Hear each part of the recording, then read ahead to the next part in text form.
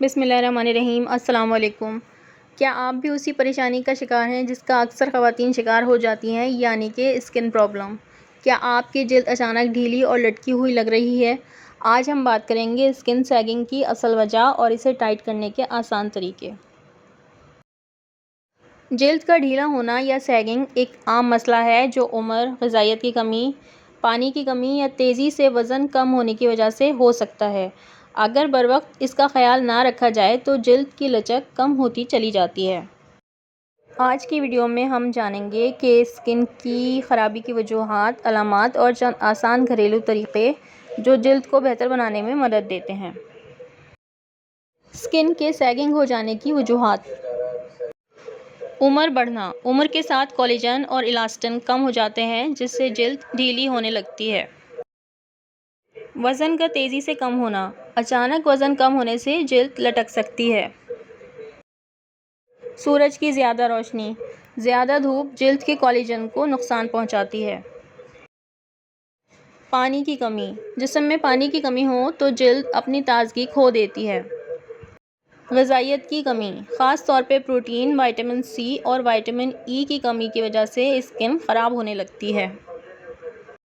تمباکو نوشی اور نیند کی کمی۔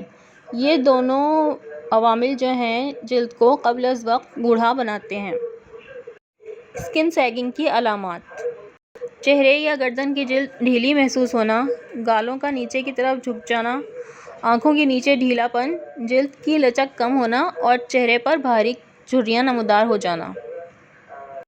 اب بات کرتے ہیں اس کے علاج کی، ہوم ریمیڈیز کی۔ متوازن غذا، پروٹین، پھل اور سبزیاں زیادہ استعمال کریں۔ پانی زیادہ پئیں، روزانہ 8 سے 10 گلاس پانی پئیں۔ فیس ایکسرسائز، چہرے کی ورزش جلد کو ٹائٹ کرنے میں مدد دیتی ہے۔ ایلو ویرا جیل، جلد پر لگانے سے نمی اور ٹائٹنس ملتی ہے۔ انڈے کا ماسک، انڈے کی سفیدی جلد کو وقتی طور پہ ٹائٹ کرتی ہے۔